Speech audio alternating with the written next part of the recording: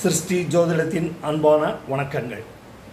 இந்த காணொளியில் ஒவ்வொரு நட்சத்திரத்திற்கும் உகந்த திருமண யோக பாக்கிய காலம் என்ன என்று விளக்கி வருகிறேன். அதாவது ஒரு நட்சத்திரத்தில் பிறந்தவர்களுக்கு அவர்களுடைய தகுந்த வயது வரும் காலத்தில் திருமண யோக பாக்கிய காலத்தில் அவர்களுக்கு எந்த திசாபுத்தி நடப்பில் இருக்கும், அது எந்த திசாபுத்தியில் நடப்பதற்கான வாய்ப்புகள் அதிகம் என்பதை விளக்குவதே இந்த காணொளியின் அடிப்படை நோக்கமாகும்.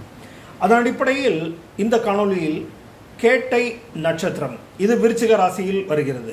இந்த கேட்டை நட்சத்திரத்தில் பிறந்த ஆண் பெண் இருவருக்கும் அரசு வழிகாட்டுதலின்படி திருமண சட்டத்தின்படி பெண்ணிற்கு 19 வயது பூர்த்தியாயிருத்தல் அவசியம் என்றும் ஆணிற்கு 21 வயது பூர்த்தியாயிருத்தல் அவசியம் என்று திருமண சட்டம் கூறுகிறது.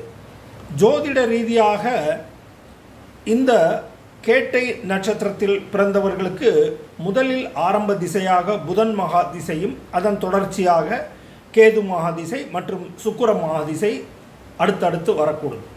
இதில் ஒரு சிலருக்கு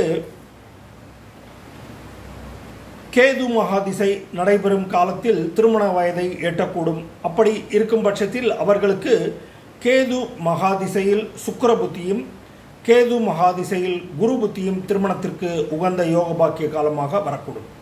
மேலும் ஒரு சிலருக்கு கேது புத்தியும் தாண்டி சுக்கிர புத்தியில் நடப்பில் இருக்கும் பொழுது திருமண வயதை எட்டுவார்கள். அவர்களுக்கு சுக்கிர மகாதிசையில் சுக்கிர புத்தியும் சுக்கிர மகாதிசையில் சந்திர புத்தியும் சுக்கிர மகாதிசையில் குரு புத்தியும் சுக்கிர மகாதிசையில் புதன் புத்தியும் திருமணத்திற்கு உகந்த யோக பாக்கிய காலமாக வரக்கூடும்.